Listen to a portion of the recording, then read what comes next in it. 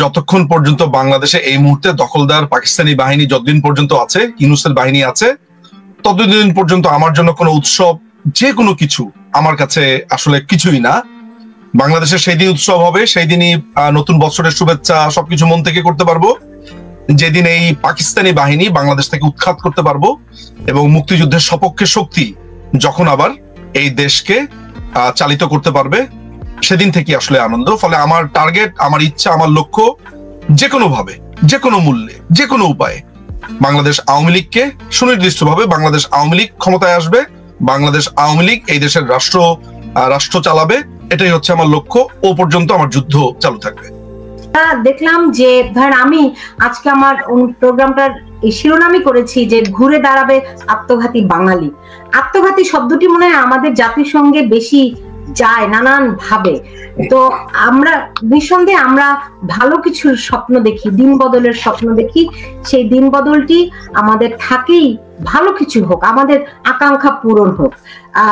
যা বাঙালি জাতি চিরকালই তার সেই স্বপ্নের জায়গা থেকে বঞ্চিত হয়েছে, কখনো নিজের কারণে, কখনো অন্যের কারণে, নানান ভাবেই হোক না কেন। কিন্তু তাইলে যদি যেটি আপনারা দুজনেই যেই স্বপ্নের কথা বললেন সেইটা পূরণ করতে হলে এই বছরটি অন্য যে কোনো বছরের চেয়ে অনেক বেশি চ্যালেঞ্জিং নয় কি? খুবই চ্যালেঞ্জিং সুলতান আপা, ইউ রাইটলি সেড। এবং আরিফ ভাই যা বলেছেন সেটিও, যে তাদের যে আস্ফালন, এই রাজাকার বাচ্চাদের যে আস্ফালন, এই রাজাকারদের যে আস্ফালন এবং পাকিস্তানের, বাংলাদেশকে পাকিস্তানিকরণের যে প্রক্রিয়া শুরু হয়েছে, আমাদের জন্য তো চ্যালেঞ্জিং বটেই। তবে আমার কাছে, আমি ব্যক্তিগতভাবে যতদূর বুঝতে পারি এবং আমার কাছে যতটুকু তথ্য আছে, এই অমানিসা খুব দ্রুতই কাটবে, এটা খুব দেরি হওয়ার কথা না, আমার হিসাব অন্তত পক্ষে তাই বলে। একটা কথা মাথায় রাখবেন, সেটা হলো যে আমাদের যেই একটা, আমি বলবো এটা জাতীয় দুঃখ, জাতীয় দুঃখের ব্যাপারটা হচ্ছে এমন যে বাংলাদেশ আওয়ামী লীগের রাজনীতি নিয়ে ভিন্ন মত থাকতেই হবে। বাংলাদেশ আওয়ামী লীগের প্রতিপক্ষ থাকবে, বাংলাদেশ আওয়ামী লীগকে নানান ভাবে সমালোচনা করা হবে। আওয়ামী লীগ ঠিক এভাবেই আপনার সমালোচনা, সেটাকে পেরিয়ে ওইটা যে তার কখনো না করতে পারে, ওভাবে রাজনীতি করবে। এভাবে একটা রাজনৈতিক দল শুদ্ধ হয়, কোনো সমস্যা আমার তাতে নাই। কিন্তু আমরা মুক্তিযুদ্ধের এত বছর পরেও যখন আমরা দেখতে পাই যে আওয়ামী লীগের সমালোচনার নামে মূলত পাকিস্তানকে প্রতিষ্ঠা করা হচ্ছে। আজকে তো এমন হওয়ার কথা ছিল না আপা যে বাংলাদেশে আমাদেরকে এটা নিয়ে চিন্তা করতে হবে যে রাজাকার আলবদর যারা মুক্তিযুদ্ধের সময় চরম ফেসিস্ট একটা জান্তা সরকারের পক্ষে ছিল, লক্ষ লক্ষ মানুষের খুনের সাথে জড়িত ছিল, তারা বিভিন্ন বাহিনী শুধুমাত্র সমর্থন করেছে বলে তারা পার পেতে চায়। সেই জামাত শিবির বা সেই সময়ের ছাত্র সংঘ, তারা আল বদর, আল শামস, শান্তি কমিটি নামে বিভিন্ন রকমের গ্রুপ, উপগ্রুপ করেছে, শাহিন ফৌজ। সেই লোকগুলো আজকে আমাদেরকে মুক্তিযুদ্ধের বয়ান দিচ্ছে। আজকে সেই লোকগুলো বাংলাদেশকে দখল করে আছে। বাংলাদেশের আজকের আলাপটা যদি এমন হতো গণতন্ত্র নিয়ে, বাংলাদেশের আজকে আলাপ যদি হতো শিক্ষার আপনার পলিসি নিয়ে, স্বাস্থ্য পলিসি নিয়ে, আমরা অসংখ্য আলাপ করতে পারতাম। 54 বছর পরে আমাদেরকে আলাপ করতে হচ্ছে যে মুক্তিযুদ্ধকে কারা আপনার ভুলিয়ে দিতে চায়। এত শহীদের রক্তের মধ্য দিয়ে এই সংবিধান এসেছে, কি পরিমাণ ধূর্ত চিন্তা করে দেখেন। সেই সংবিধানকে তারা বলছে মুজিববাদ। আপনি গত 54 বছরে আপনার সেই 72-এর পর আপনি মুজিববাদ শব্দটা শুনেছেন। সেই সময় যুবলীগের সাথে, বাংলাদেশের যে যুবলীগের যে অংশটা বা ছাত্রলীগের যে অংশটা দুপক্ষে বিভাজন হয়ে কেউ বৈজ্ঞানিক সমাজতন্ত্র, কেউ মুজিববাদের কথা বলেছে। ওই জিনিসটার পর, অর্থাৎ 75-এর পর একটা দীর্ঘ সময় কি আপনি মুজিববাদ শব্দটা শুনেছেন? মুজিববাদ না, দেখুন আমার তো মনে হয় না আমি জীবনে কোনোদিনও এই ইনকিলাব জিন্দাবাদ এই স্লোগান শুনেছি। রাইট, ইউ আর একদম। আপনি জানেন যে শাহবাগের সামনে তারা স্লোগান দিচ্ছে, যেই ছেলেটি স্লোগান দিচ্ছে মোহাম্মদ ইশরাক নামে তার দলবল, যে মোল্লা তেরা খুন সে ইনকিলাব আয়া হ্যায়। হু ইজ দিস মোল্লা? মোল্লা হচ্ছে কাদের মোল্লা? যেই আরিফ জেবতিক ভাই, মানে উনারা তো তখন ফিল্ডে ছিলেন, আমি তো ওই সময় লন্ডনে ছিলাম, লন্ডনের গণজাগরণ মঞ্চের ওয়ান অফ দা কাজ করেছি আমি সেই সময়টাতে। আরিফ ভাইরা যেখানে দাঁড়িয়ে স্লোগান দিয়েছে রাজাকারের বাচ্চাদের বিরুদ্ধে, সেই গেটের সামনে দাঁড়িয়ে বলছে মোল্লা তেরা খুনছে। এটার অনুরোধ কি? যে মোল্লার রক্তের মধ্য দিয়ে আন্দোলন এসেছে। ইনকিলাব মানে আন্দোলন, তাই না? এখন আমার কথা হচ্ছে এই ইনকিলাব জিন্দাবাদ এগুলো তো আমরা শুনেছি পাকিস্তানি আমলে। এগুলো আমদানি হলো কিভাবে? আরেকটি স্লোগান আমি শুনছি, সেটি হচ্ছে বলে যে কি আজাদি না কি সামথিং লাইক আজাদি শব্দটাও আমি আমার জীবনে আপনাকে আমি আরেকটি স্লোগান বলছি, আপনি এই যে ডট গুলোকে মেলাতে পারবেন। এই যে বলছে দিল্লি না ঢাকা, ঢাকা ঢাকা, আমি আপনাকে বলি সেই সময় মুক্তিযুদ্ধের সময় আমরা জামাত শিবিরের বিরুদ্ধে আন্দোলন, আমরা আমাদের বাপ দাদারা চাচারা স্লোগান দিয়েছিল আপনার লাহোর না ঢাকা বা পিন্ডি না ঢাকা, মানে পাকিস্তানের অঞ্চলকে তখন বলা হতো। খেয়াল করে দেখেন প্রতিশোধ স্পৃহাটা কোন লেভেলের। সেই সময় যেহেতু আমরা ওই স্লোগানটা দিয়েছি যে করাচি না ঢাকা, পিন্ডি না ঢাকা, লাহোর না ঢাকা, ঢাকা ঢাকা, ওইটার প্রতিশোধ হিসেবে তারা কিন্তু বলছে দিল্লি না ঢাকা, ঢাকা ঢাকা। যদি দিল্লির বিরুদ্ধে আপনাদের এই লেভেলের প্রতিরোধ হয়, তাহলে দিল্লি থেকে চাল আনলেন কেন? 20,000 টন, 50,000 টন মেট্রো রেলের টিকিট আনলেন কেন আপনি? ফলে এখানে পুরো ভারত বিরোধিতা যারা করছে বা ভারত বিদ্বেষ, মাথায় রাখতে হবে যে ভারত এবং বাংলাদেশ দুটি সার্বভৌম রাষ্ট্র। ভারতের সাথে আমার সবকিছুর মিল হবে নাকি? ভারত আমাকে তার বেনিফিটটা রেখে, ভারত চাইবে তার বেনিফিটটা বেশি থাকুক, এটা যে কোনো রাষ্ট্রই চাইবে।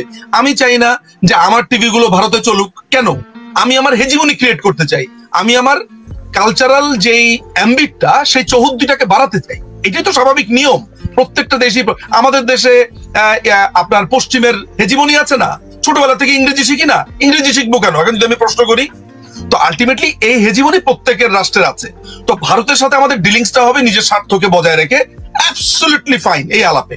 কিন্তু আপনি যখন হাওয়ায় তলোয়ার মারবেন, অর্থাৎ বাংলাদেশের হুজুরদের মতো, হুজুররা কি করে? চারদিকে তারা নাকি নাস্তিক দেখতে পায়, চারদিকে নাকি ইসলাম বিদ্বেষী দেখতে পায়। কেন দেখতে পায়?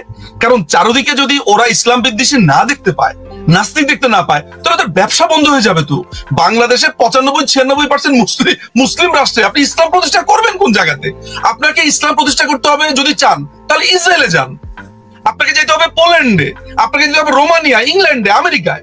আপনি ওইসব দেশে না গিয়া 97-95% মুসলমানের দেশে এসে আপনি ইসলাম প্রতিষ্ঠা করতে চান। একইভাবে যেখানে ভারতের সাথে আমার কোনো ঝামেলাই নাই, ভারতের সাথে আমার কোনো প্রবলেমই নাই, সীমান্তে আমার সংঘাত আছে, সেই জায়গাতে আমার আদালতে যাওয়ার সুযোগ আছে।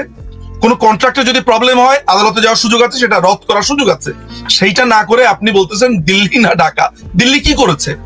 5ই অগাস্টের পর বলা হচ্ছে যে মাননীয় প্রধানমন্ত্রী শেখ হাসিনাকে তারা অ্যাকোমোডেট করেছে, এটার জন্য অনেক ক্ষোভ। তাহলে তারেক রহমানকে যে ইংল্যান্ড এতদিন ধরে অ্যাকোমোডেট করলো, ইংল্যান্ডের বিরুদ্ধে তো আপনার কোনো ক্ষোভ দেখা যায় না। আপনি আপনার যে দলের নেতা গোলাম আজম 1971 সালের পরে সে যে ইংল্যান্ডে গেল, কই? আমি তো বলি নাই যে ইংল্যান্ড রাজাকারদেরকে প্রতিষ্ঠা করেছে। মাননীয় প্রধানমন্ত্রীকে একটা নিরাপত্তার জন্য এক জায়গা থেকে অন্য জায়গাতে স্থানান্তরিত করা হয়েছে। এখনো বাংলাদেশের প্রধানমন্ত্রী মাননীয় প্রধানমন্ত্রী শেখ হাসিনা, আপনি হাওয়ায় তলোয়ার চালাচ্ছেন। অর্থাৎ এই রাজাকারদের রাজনীতিটাকে চাগিয়ে রাখার জন্যই এই বিদ্বেষগুলো করা হচ্ছে। কারণ নাহলে পাবলিক হবে কি? ওদেরকে চাগিয়ে রাখার জন্য। ভারত বিদ্বেষ আমাদের রাজনীতিতে একদম গভীরভাবে রয়েছে, এবং এটি না থাকলে রাজনীতি অনেকের থাকে না। এটা সুডো, এটা ছদ্ম। জি, ধরেন আমরা যদি দেখি যে এখন যে পরিস্থিতি দাঁড়িয়েছে, তারা 15 জানুয়ারি আলটিমেটাম দিয়েছে। এর মধ্যে আরো অনেকগুলো ঘটনা, এগুলোর কোনো উত্তর নেই। যেমন ধরেন সচিবালয়ে আগুন, এখন বলছে যে এটা বৈদ্যুতিক শর্ট সার্কিট। এর আগে কিছু পারসেপশন দাঁড় করানোর চেষ্টা হলো। আমরা যদি দেখি যে চট্টগ্রামে যে আইনজীবীকে হত্যা করা হলো, সেখান থেকে সবাই যারা তদন্তে ছিল তারা বিব্রত বোধ করে তারা সবাই অব্যাহতি চেয়েছে। এরকম অনেকগুলো ঘটনা এট এ টাইম ঘটছে, এবং কোনো কিছুর আরেকটি জাহাজে যে 7 জনকে হত্যা করা হলো, বলা হচ্ছে যে একজনের পক্ষে 7 জনকে হত্যা করা সম্ভব নয়। তার মানে ঘটনাগুলো কোথাও থেকে খুব পরিকল্পিতভাবে ঘটছে, এবং আমাদের কাছে, মানে আমাদের বলতে আমরা মানুষের কাছে এগুলির কোনো সঠিক উত্তর নেই, ব্যাখ্যা নেই।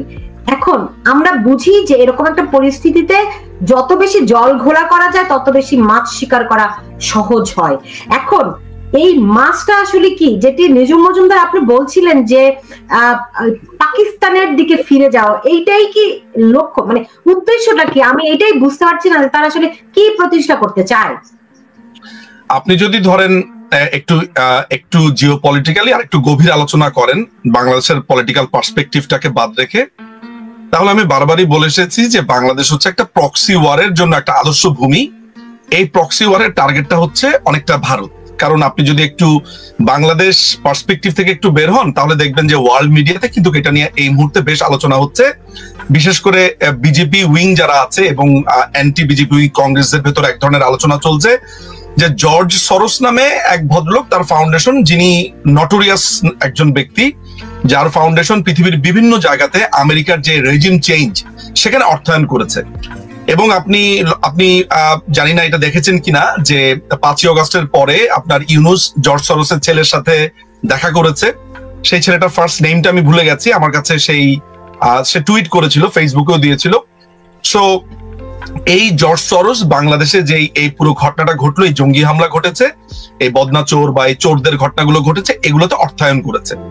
এখন ইন্ডিয়াকে ডিস্ট্যাবলিশ করবার জন্য এটা যে একটা বড় ধরনের চাল বাংলাদেশকে, সেটা আন্তর্জাতিক মিডিয়া নানান ভাবে বলছে। যেমন আমি দ্য প্রিন্টে দেখেছি, আমি আল জাজিরার বিভিন্ন লেখাতে সেই ইঙ্গিতগুলো পেয়েছি। এছাড়া বিজেপি এটা বারবার বলেও যাচ্ছে, কংগ্রেস এগুলো ডিফেন্স করছে যে তারা কংগ্রেসকে নানান ভাবে অ্যাকোমোডেট করছে ইন্টারনালি। ফলে বাংলাদেশের সাথে কিন্তু আবার একটা জিনিস মাথায় রাখতে হবে যে মাননীয় প্রধানমন্ত্রীর সাথে কিন্তু আবার কংগ্রেস বিজেপি যাই বলেন না কেন একটা ন্যাশনাল কনসেনসাস আছে উনার ব্যাপারে, উনার নিরাপত্তার ব্যাপারে। ওই প্রসঙ্গে যাচ্ছি না, আমি তাদের ইন্টারনাল পলিটিক্স এর কথা যদি বলি। ফলে ভারতকে ডিস্ট্যাবিলাইজ করবার একটা বিষয় এখানে আছে। বাংলাদেশ রাষ্ট্রের পক্ষে আসলে ভারতের সাথে যুদ্ধ করে টিকে থাকা বা বাংলাদেশ রাষ্ট্র এই উস্কানি দেওয়া, এটা আমি এখন যারা ক্ষমতা দখল করেছে আমি তাদের কথা বাদ দিই। অ্যাজ এ বাংলাদেশ হিসেবে এই জিনিসটা আমরা কখনো করবও না, আর আমাদের করার প্রয়োজনই নেই। এর অনেকগুলো কারণ আছে। কারণ হচ্ছে, প্রথমত কারণ হলো আমাদের দরকার নেই, কারণ ভারত আমাদের আসলে শত্রু রাষ্ট্র না। সেকেন্ড, আমাদের ওই সামর্থ্যও নেই ভারতকে টেরোরাইজ করার, এবং যেটা প্রথম পয়েন্টটা বলেছি, কারণও নেই। তাহলে যদি সেটা নাই হয়ে থাকে, তাহলে এই যারা ক্ষমতা দখল করলো তাদের এত মাথা ব্যথা কেন? এখন এই জায়গাতে উত্তর দিতে গেলে আপনাকে কয়েকটা মানুষের কথা চিন্তা করতে হবে। আচ্ছা, 5 তারিখের পর থেকে ভারত বিরোধী কথাবার্তা কারা বলছে? একটা লিস্ট কি আপনি করেছেন?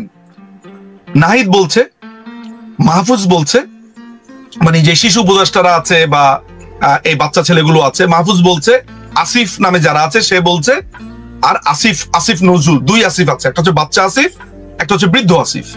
এই 4 জন, মূলত এই 4 জনকে কিন্তু আপনি কথা বলতে দেখেছেন। এখন আপনি প্রথম 3 জনের যদি ব্যাকগ্রাউন্ডটা দেখেন, লক্ষ্মীপুরের ছেলে মাহফুজ, যে প্রথমে আপনার ইউনুসের প্রধান উপদেষ্টা ছিল, বিশেষ উপদেষ্টা ছিল, এরপরে উপদেষ্টা হয়েছে। আচ্ছা, এই মাহফুজ কিন্তু প্রথমে ছিল হচ্ছে আপনার শিবিরের সাথী, মাথায় রাখতে হবে, ঢাকা ইউনিভার্সিটির 43তম আপনার ল ডিপার্টমেন্টের 43 ব্যাচের স্টুডেন্ট। তার বন্ধুরা, একাধিক বন্ধুরা, একটা বন্ধু না, একাধিক বন্ধুরা আমাকে নিশ্চিত করেছে ও তালিমুল মিল্লাত থেকে পড়াশোনা করেছে। আশ্চর্যের ব্যাপার হচ্ছে, এই নাহিদ, আসিফ এবং মাহফুজ, এরা 3 জনই কিন্তু এক্স মাদ্রাসার স্টুডেন্ট। এবং কোন মাদ্রাসার স্টুডেন্ট মাথায় রাখবেন, আমি কিন্তু জেনেরিক কথাবার্তা বলছি না। বাংলাদেশে কিন্তু মাদ্রাসার ভাগ আছে। বাংলাদেশে অসংখ্য লক্ষ মাদ্রাসা আছে যারা বাংলাদেশের মুক্তিযুদ্ধ, বঙ্গবন্ধু এইসব ব্যাপারে খুবই শ্রদ্ধা করে।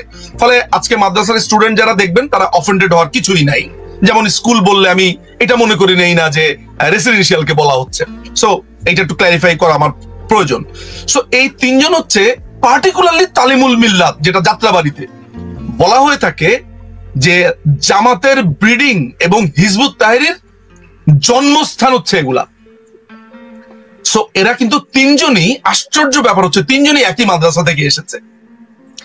এই জায়গাতে আইএসআই এর একটা বড় ফান্ডিং ছিল। আপনারা জানেন যে বাংলাদেশে এখন সবাই জানে যে এই পুরো 5ই অগস্টের ঘটনা ঘটেছে সিআই এর পুরো জাল বিছানো ছকে, যেখানে হেল্প করেছে আইএসআই এবং আরো অনেকেই সেখানে জড়িত ছিল, সেগুলো আর আমি বিস্তারিত বললাম না। তাহলে এই যারা এগুলো বলছে তারা সবাই পাকিস্তানপন্থী। তাহলে কার খুব লাভ হয় ইন্ডিয়ার সাথে যদি আমি একটা ঝামেলা করতে পারি, কাশ্মীর সীমান্তে আমি একটু উস্কে দিতে পারি, বাংলাদেশের সীমান্তে, সেটা হচ্ছে পাকিস্তান। এই জন্য আমি এটাকে প্রক্সি ফিল্ড বলছি, যে এখানে পাকিস্তানের ইন্টারেস্ট আছে।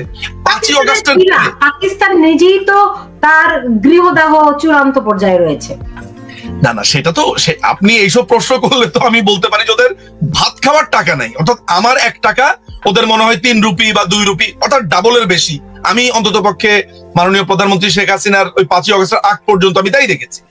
কিন্তু ব্যাপারটা তো এইটা না, মানে যখন আপনার যেমন আপনার হামাসের কি প্রয়োজন ছিল আপনার ধুম করে ইসরায়েলকে আপনার এই অ্যাটাকটা করার? ও তো নিজেই ঠিক মতো বাঁচতে পারে না। কারা অ্যাটাক করেছিল? হামাসই তো করেছিল। সে জানে সে ইসরায়েলের সাথে পারবে না, কেন করেছে? সো আপনাকে এইসব জিনিস ভাবতে হবে যে কেন হচ্ছে। যে পাকিস্তান ভাত খেতে পাচ্ছে না, কিন্তু তারা ডিস্টেবিলাইজ করে রাখছে তাদের শত্রুকে। সো বাংলাদেশকে একটা যুদ্ধ গ্রাউন্ড তারা বানাতে চায়, এই জন্য বাংলাদেশের রেজিম চেঞ্জও তাদের দরকার ছিল, সিআইএ এর সাথে তারা মিলেছে। ফলে আপনি এই পার্সপেক্টিভটা নিয়ে যখন আলোচনা করছেন তখন আপনাকে এই জায়গাগুলো একটু দেখতে হবে।